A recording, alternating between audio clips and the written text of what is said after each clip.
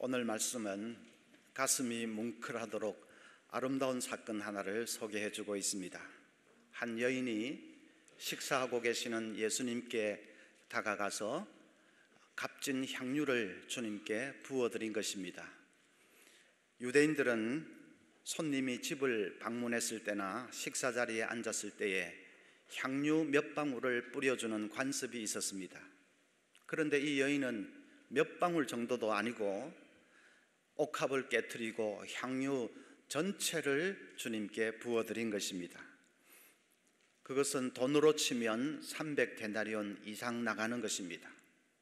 한 데나리온이 노동자 한 사람의 하루 품삯이니까 300데나리온이면 노동자 한 사람의 거의 1년치 품삯에 해당되는 아주 비싼 돈입니다.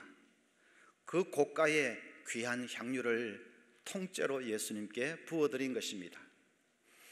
요한복음에는 이 사건을 조금 더 자세히 묘사하고 있습니다. 요한복음 12장 3절에 보면 마리아는 지극히 비싼 향유 곧 순전한 나드 한 근을 가져다가 예수의 발에 붓고 자기 머리털로 그의 발을 씻으니 향유 냄새가 집에 가득하더라.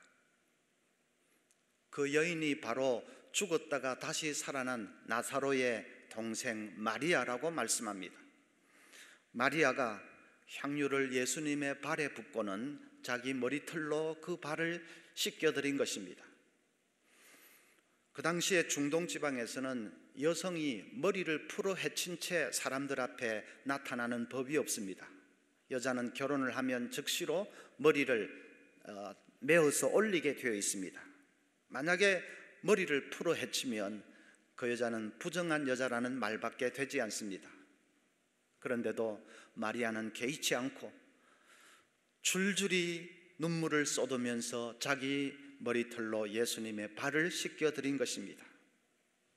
주님을 향한 이 감사와 사랑의 마음을 어떻게 다 표현할 수가 없어서 그렇게 한 것이지요. 복음서를 보면 예수님 앞에 나온 사람들이 많지만은 이렇게 열정적으로 사랑의 마음을 쏟아놓은 경우는 거의 찾아볼 수가 없습니다.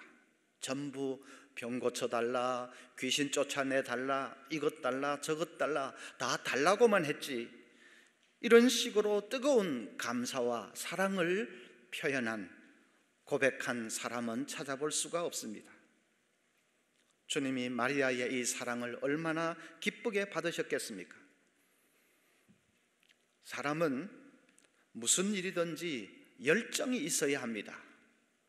불꽃처럼 타오르는 맛이 있어야 합니다. 일본의 주켄 공업사라고 하는 중소기업 회사가 있습니다.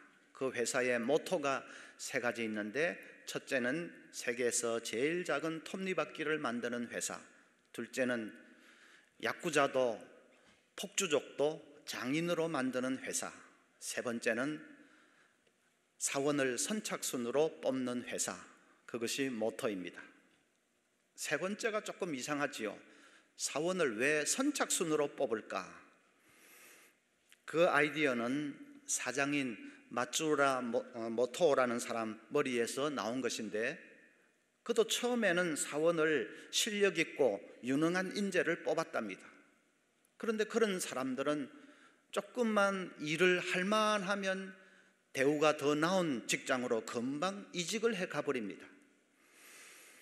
그래서 회사 일을 자기 일처럼 생각하면서 열정을 다해서 일할 수 있는 사람이 없을까 고민을 하다가 생각해낸 것이 선착순으로 뽑자는 것이었습니다. 그가 그렇게 열정을 중요하게 생각한 데는 길옥윤의 영향이 컸습니다. 옛날 작곡가 길옥윤 씨 아시지요? 마츠우라는 젊은 시절 길옥윤에게 색소폰을 배웠습니다. 한 번은 그가 미군 클럽에서 온갖 기교를 다 부리면서 색소폰 연주를 하고는 이제 자랑스럽게 어깨를 으쓱하면서 무대에서 내려섰습니다. 길옥윤이 그런 제자를 향해서 이렇게 말했습니다. 마츠우라, 자네 연주를 듣고 눈물을 흘린 사람이 있나? 한 사람의 마음에 말을 걸어본 적이 있냐는 말일세. 마츠우라가 그 말에 충격을 받았습니다. 연주라는 것은 기교로 하는 것이 아니라 혼을 다해서 하는 것이구나, 사람들의 마음에 말을 거는 것이구나 하는 것을 깨달았습니다. 연주뿐 아니라 모든 삶을 그렇게 혼을 다하는, 열정을 다해서 살아야 되는 것이구나 하는 것을 깨달았습니다. 그래서 훗날 회사를 경영하면서도 머리 좋은 사람, 기술 좋은 사람을 뽑기 전에 열정을 불태울 수 있는 사람, 회사의 모든 것을 걸 수 있는 사람, 그래서 뒤도 돌아보지 않고 달려올 수 있는 사람을 선착순으로 뽑은 것입니다. 우리 신앙생활에도 열정이 있어야 합니다. 미국 캘리포니아에 있는 이 갈보리 교회는 아주 뜨겁고 열심히 있는 교회로 유명합니다. 그 교회의 척 스미스 목사님은 설교 시간에 이 설교단으로 올라가실 때에 늘 후다다닥 뛰어서 가십니다. 누가 충고를 했습니다. 목사님, 수천 명 교인이 보고 있는데 점잖게 올라가시지 않고 뛰어가는 것이 보기에 좀 그렇습니다. 목사님이 겸연쩍은 듯이 제가 그럽니까? 지금부터 하나님의 말씀을 선포한다는 사실에 흥분이 되어서 저도 모르게 그러는 것 같습니다. 죄송합니다. 저는 같은 설교자로서 그 목사님의 말에 엄청 도전을 받습니다. 엄마가 배고픈 아이에게 젖병을 들고 가면서 미적거리고 꾸물럭거리고 그러는 엄마가 어디 있겠습니까? 기쁨으로 달려가지 않겠습니까? 그 목사님도 배고픈 교인들에게 말씀을 들고 가면서 기쁨에 넘쳐서 흥분되어서 자기도 모르게 달려가는 것입니다. 열정의 불이 훨훨 타오르는 것이죠. 그 불꽃이 교인들에게 전염이 되어서, 그래서 온 교회가 훨훨 타오르니까 그 교회가 부흥하지 않을 수가 없는 것입니다. 제가 늘 하는 말 기억하시지요? 악수할 때 맥없이 하면 어떻게 된다고요? 다 잊어버리셨습니까? 빨리 죽습니다. 어떤 목사님이 예배 마치고 저 로비에서 교인들하고 인사하면서 조금 관찰을 해보았더니 악수 맥없이 하는 사람들이 되게 빨리 돌아가시더랍니다. 그런 사람 있죠? 손 이래가지고 만지려면 만지고 말려면 말고 하는 분들이 일찍 돌아가십니다. 무슨 일이든지 좀 열정을 가지고 불꽃처럼 타오르는 맛이 있어야 합니다. 특별히 주님을 사랑하는데 좀 뜨겁게 열정적으로 사랑할 수 있어야 됩니다. 이 마리아처럼 향유를 그냥 통째로 부어드린 이 마리아처럼 우리도 불꽃같이 열정적으로 주님을 사랑할 수 있기를 바랍니다. 밤낮 주님께 달라고만, 물론 달라고 해야 되지요. 우리는 어린아이처럼 그냥 달라고 하지만 그래도 한번 또 나도 주님을 뜨겁게 사랑할 수 있어야 되겠습니다. 어떻게 하면 주님을 열정적으로 사랑할 수 있을 것인가? 첫째로는 은혜를 체험해야 합니다. 마리아가 그렇게 할 수 있었던 것은 은혜를 체험했기 때문입니다. 죽었던 오빠 나사로가 다시 살아나는, 말로 다 할 수 없는 은혜를 마리아는 체험했습니다. 예수님 발밑에서 간절한 마음으로 말씀을 받으면서 깊이 말씀의 은혜를 체험했습니다. 그러니까 주님을 향한 사랑이 그냥 불꽃처럼 타오르는 것이죠. 어떻게 은혜를 체험할 수 있습니까? 기도를 통해서입니다. 기도를 통해서 은혜를 체험할 수 있습니다. 기도를 통해서 하나님의 음성을 듣지요. 기도를 통해서 응답해 주시는 놀라운 역사를 체험하지요. 기도를 통해서 날마다 나와 함께 해주시는 하나님의 손길을 체험하지 않습니까? 그래서 기도를 통해서 은혜를 넘치도록 체험합니다. 기도는 은혜가 흘러 들어오는 통로와 같습니다. 이제 기도하기 좋은 이 따뜻한 봄철이 되었습니다. 우리 모든 성도들이 기도를 회복할 수 있기를 바랍니다. 내일부터 40일 릴레이 금식 기도가 시작됩니다. 금식 기도가 얼마나 위력이 있는지 아십니까? 1953년 스탈린이 러시아 경내에 거주하는 유대인들을 숙청할 계획을 세우고 있다는 소문이 전 세계에 파다하게 퍼졌습니다. 그 소식을 접한 미국의 교회들이 금식을 선포하고 기도하기 시작했습니다. 그 무서운 피해 숙청을 막아달라고 온 교회가 식음을 전폐하고 간절히 하나님께 매달려 기도했습니다. 기도한 지 2주 만에 스탈린이 사망하고 맙니다. 러시아의 가장 노련한 의사 16명이 달라붙어서 스탈린을 살리려고 총력을 다했지만은 그는 결국 뇌출혈로 쓰러져서 죽고 말았습니다. 금식 기도가 피의 숙청을 막아낸 것입니다. 우리가 금식하며 부르짖을 때에 하나님은 특별하게 역사하십니다. 병고침의 역사도 일으켜주시고 갖가지 이적의 역사도 일으켜주시고 가정의 문제도 해결해 주시고 교회 부흥의 역사도 일으켜 주십니다. 어떤 사람은 금식한 지 사흘 만에 담배에 대한 생각이 싹 사라져 버렸다, 그런 사람도 있습니다. 21일 금식한 것은 21년 금식한 효과가 있고 40일 금식하면 40년 기도한 효과가 있다, 그런 말도 있습니다. 여러분, 삶이 막혀 있습니까? 자녀 취업 문제로 고민하고 계십니까? 자녀 문제로, 가정 문제로 속을 끓이고 계십니까?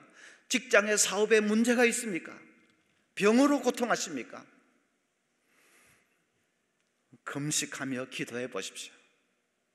분명히 생각도 못하게 하나님께서 내가 생각도 못한 방법으로 역사하실 것입니다.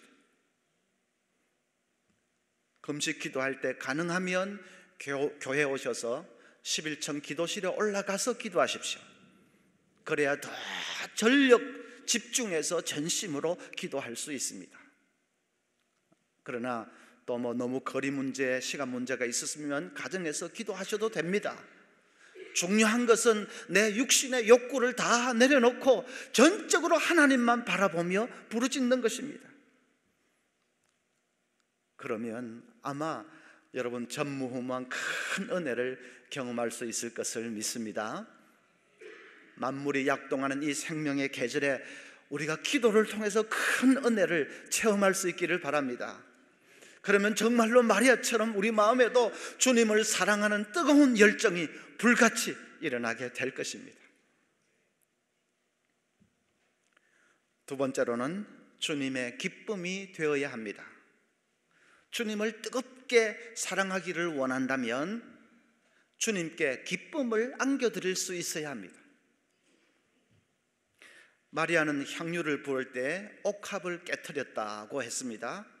옛날 중동 지역에서는 지체 높고 귀한 분이 사용한 잔은 그것을 사용한 후에 깨트려 버리는 관습이 있었습니다. 다른 사람이 사용하지 못하도록. 그 잔은 오직 그분만을 위해서 드려진 것이라는 것을 나타내기 위해서 잔을 깨트려 버렸습니다. 마리아가 그런 생각으로 옥합을 깨트렸는지는 확실치는 않습니다만 어쨌든 옥합도 마리아는 아낌없이 깨트려 버리고 향유를 부었습니다. 자기의 가장 귀한 것을 주님께 바친 것입니다. 주님이 그 사랑을 기쁘게 받으셨습니다.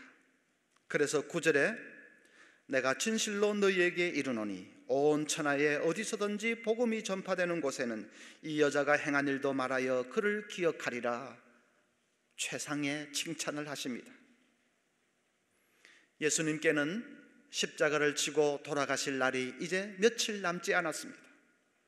주님은 지금 골고다를 향하여서 외롭고 고독한 길을 한 걸음 한 걸음 이제 나아가고 계십니다. 그런 주님에게 마리아의 이 행위는 한없는 위로와 힘이 되었을 것입니다. 그래서 기뻐하는 예수님의 모습을 보면서 마리아가 얼마나 행복했을까요? 여러분, 사랑하는 사람이 행복합니까? 사랑을 받는 사람이 더 행복합니까? 사랑하는 사람이 행복합니다. 내가 열정을 다해서 사랑할 수 있는 대상이 있다는 것이 얼마나 행복합니까? 사랑했으므로 행복하였노라. 정말로 그렇습니다. 우리도 그런 행복을 만끽할 수 있기를 바랍니다. 주님의 기쁨이 되어 드릴 수 있는 그 행복을 마음껏 누릴 수 있기를 바랍니다. 어떻게 하면 내가 주님의 기쁨이 될 수 있을까? 잃어버린 생명을 건져내는 것입니다. 예수님께서 베드로에게 요한의 아들 시몬아, 네가 나를 사랑하느냐? 그렇게 물으셨지요. 베드로의 사랑을 확인하고는 예수님이 뭐라고 하셨습니까? 내 양을 먹이라. 내 어린 양을 먹여다오. 당신의 양을 부탁하셨습니다. 오늘 우리들에게도 마찬가지입니다. 우리가 주님께 기쁨을 안겨드리기를 원한다면, 주님을 뜨겁게 사랑하기를 원한다면, 그러면 잃어버린 생명을 건져 구원할 수 있어야 합니다. 그것이 주님이 가장 기뻐하시는 일입니다. 낮은 대로 임하소서 하는 소설을 기억하시는지요? 소설이 영화화까지 되어서 많은 사람들에게 감동을 안겨준 작품입니다. 그 소설의 실제 주인공은 안요한이라는 사람입니다. 그는 한창 팔팔하던 30대에 병으로 두 눈을 잃고 실명하고 말았습니다. 견디기 힘든 시련을 만난 것입니다. 아내는 자식들을 데리고 맹인이 된 그를 버리고 가버렸습니다. 사랑하는 가족들에게 마저 버림을 받은 그에게 이제 할 수 있는 일은 한 가지밖에 없었습니다. 자살이었습니다. 몇 번이나 자살을 시도했지만 잘 죽어지지도 않았습니다. 그러다가 그가 전도를 받고 극적으로 하나님을 만나게 됩니다. 자기 독생자 아들까지 버리신 하나님의 절절한 사랑을 그가 깨닫게 됩니다. 예수 믿고 이제 변화되고 나니까 자기처럼 죽음을 생각하는 맹인들이 너무나도 불쌍해졌습니다. 그래서 신학 공부를 하고 목사가 되어서 그들에게 복음을 전하기 시작합니다. 이름이 점점 알려지고, 그리고 또 집회도 인도하고 하면서 뜨겁게 전도자의 삶을 살게 되었습니다. 한 번은 미국에서 열린 그 집회에서 말씀을 전했는데 한 안과 의사가 거기에 참여했다가 은혜를 받았습니다. 집회 다 마치고 이 의사가 안요한 목사님을 병원으로 데리고 가서 정밀 검진을 받게 했습니다. 진단 결과 수술만 하면 눈을 뜰 수 있다는 결과가 나왔습니다. 수술만 하면 되는 것을 평생 맹인으로 살았으니 얼마나 원통하겠습니까? 무료로 수술을 해주겠다고 당장 수술하자고 하는 의사에게 이 안 목사님이 뭐라고 대답했는지 아십니까? 참 감사합니다만 저는 이대로 살겠습니다. 저는 눈이 멀고 나서 더 큰 은혜를 체험했고 또 앞으로도 그러리라고 믿습니다. 무엇보다 수많은 맹인들이 저를 기다리고 있습니다. 그들에게 복음을 전하기 위해서는 나도 그들과 같은 맹인으로 남아 있어야 합니다. 의사가 눈물을 흘리면서 목사님의 그 고귀한 마음도 모르고 잠시나마 갈등을 안겨드려서 죄송합니다. 저도 두 눈을 감은 심정으로 목사님의 사역을 힘껏 돕겠습니다. 그렇게 다짐을 했다고 합니다. 여러분은 어떠신지 모르겠지만 저는 그 얘기를 들으면서 엄청 도전을 받았습니다. 주님을 위해서 두 눈을 바치는 사람도 있는데 나는 지금 뭐 하고 있는 건가? 미지근에 빠진 자신의 모습을 보면서 정말로 깊이 회개하지 않을 수가 없었습니다. 여러분, 이번 VIP 사랑주의를 어떻게 받아들이십니까? 연례 행사로 생각하십니까? 앞장선 몇 사람이 떠드는 지나가는 이벤트 정도로 생각하십니까? 생명을 살리는 일에 마음을 열고 동참할 수 있기를 바랍니다. 주님께서 내 양을 건지라고 말씀하십니다.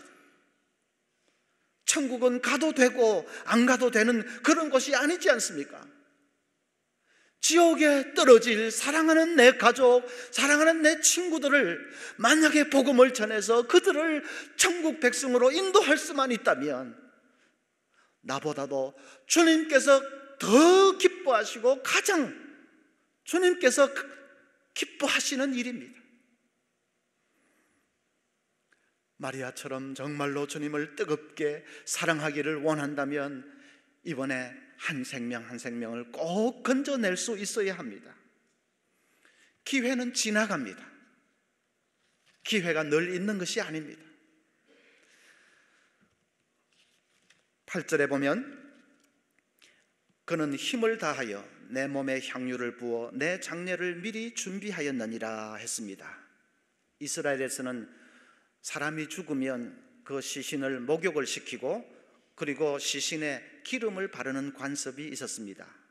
그리고는 기름을 담았던 그 병은 깨트려서 파편을 무덤 속에 죽은 시신 곁에 함께 두었습니다. 예수님이 돌아가셨을 때에 그 몸에 기름을 발라드린 사람이 있습니까? 다 하는 관습인데 예수님에게도 그렇게 한 사람이 있습니까? 아무도 없습니다. 그런데 예수님은 마리아가 그 일을 했노라고 말씀하십니다. 마리아는 향유를 부어드리지만 자기가 무슨 예수님 장례를 준비하는 그런 일이 되리라고는 생각도 못했습니다. 그저 끓어오르는 사랑을 주체할 수가 없어서 그래서 기회가 있을 때 향유를 부어드린 것뿐입니다. 그런데 결과적으로는 그것이 예수님의 장례를 준비하는 너무나도 아름다운 일이 되었습니다. 기회가 있을 때 하는 것입니다. 기회가 있을 때 사랑하는 것입니다. 기회가 있을 때 복음을 전하는 것입니다. 있을 때 잘해. 알지 않습니까?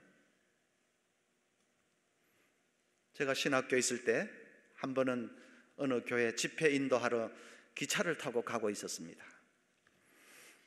그런데 기차 안에서 옛 친구에게서 온 전화를 받았습니다. 그 친구는 옛날 고향교회에서 같이 자란, 어릴 때부터 같이 자란 친구인데 그동안 통 연락이 없다가 40년 만에 전화가 온 것입니다.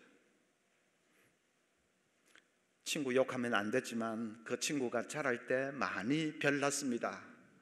주일학교 선생님들도 그냥 어찌할 줄을 모르는 험하고 말썽꾸러기였습니다. 저도 괴롭힘을 많이 당했습니다. 그 친구 때문에 교회 가기 싫을 정도로 괴롭힘이 많이 당했습니다. 그런데 나중에 들려오는 소식이 그 친구가 술에 쩔어서 살다가 폐인처럼 되었다 하는 말을 듣고는 어릴 때부터 그러더니 결국 그렇게 되었구나 그렇게 생각을 했습니다. 그런데 갑자기 그 친구에게서 40년 만에 전화가 온 것입니다. 별 말이 없습니다. 그렇게 모처럼 전화를 걸었으면 할 말이 있을 텐데 별 말이 없습니다. 저도 옛날에 괴롭힘 당했던 생각이 나고 그리고 또 이 기차 안이라서 별로 살갑게 대화를 하지를 못했습니다. 그냥 그렇게 전화를 끊고는 잊어버렸는데 얼마 후에 소식이 들리는데 그 친구가 세상을 떠났다는 것입니다. 저에게 전화를 건 지 며칠 만에 죽은 것입니다. 그 친구가 자기의 죽음을 예감하고 저에게 전화를 걸었는지 어쩐지는 제가 확실히 모르겠습니다만은 아마 그랬지 않나 싶습니다. 아마 지푸라기라도 붙잡고 싶은 심정으로 목사가 되었다고 하는 옛 친구를 찾아서 전화를 한 것일 것입니다. 그런데 저는 그것을 캐치를 못했습니다. 얼마나 마음이 아픈지요. 이 다음에 천국 가서 그 친구 모습이 보이지 않으면 그 죄를 어떻게 씻습니까? 저는 그때 한번 충격당하고 나서 그 다음부터는 어떤 만남도 건성으로 예사로 넘기지 않으리라 다짐했습니다. 어떤 만남도 그것이 마지막이 될지도 모른다는 생각으로 대하리라 그렇게 결심을 했습니다. 여러분, 기회는 지나가는 것입니다. 요즘 바쁜데 다음에 전도하지. 다음까지 그 사람이 살아있다는 보장이 없습니다. 물론 여러분이 살아계실 수 있다는 보장도 없습니다. 기회 있을 때에 복음을 전하는 것입니다. 기회 있을 때에 사랑하는 것입니다. 시인 안도현이 쓴 너에게 묻는다 하는 시에 이런 구절이 있습니다. 연탄재 함부로 발로 차지 마라. 너는 누구에게 한 번이라도 뜨거운 사람이었느냐? 옛날 골목길에 수북히 쌓여있던 연탄재 지나가면서 발로 툭툭 찼던 생각이 나시죠? 그런 사람들을 향해서 시인은 책망하고 있습니다. 일단 몸에 불이 붙으면 하염없이 뜨거워지는 것이 연탄입니다. 그래서 다른 사람들에게 따뜻한 밥도 먹이고 따뜻한 국물도 선사하는 것이 연탄입니다. 그리고 자신은 새하얀 재로 변해갑니다. 그런 것이 연탄재다. 연탄재 함부로 발로 차지 마라. 너는 누구에게 한 번이라도 뜨거운 사람이었던 적이 있느냐? 자신이 잿더미처럼 변해가면서 다른 사람을 위해서 불꽃같이 타올랐던 적이 있느냐? 여러분, 우리 남은 생이 주님을 뜨겁게 사랑하는 열정의 삶이 되기를 소원합니다. 하나님 나라 위해서 불꽃처럼 타오르는 생이 되기를 소원합니다. 썩어서 없어지는 것이 아니라 닳아서 없어지는 삶이 되기를 간절히 바랍니다. 이번 VIP 주일 정말로 온 교회가 불꽃처럼 일어나서 생명을 건져 구원해서 하나님의 기쁨이 되어드리는 그런 축복을 풍성하게 누리시기를 바랍니다.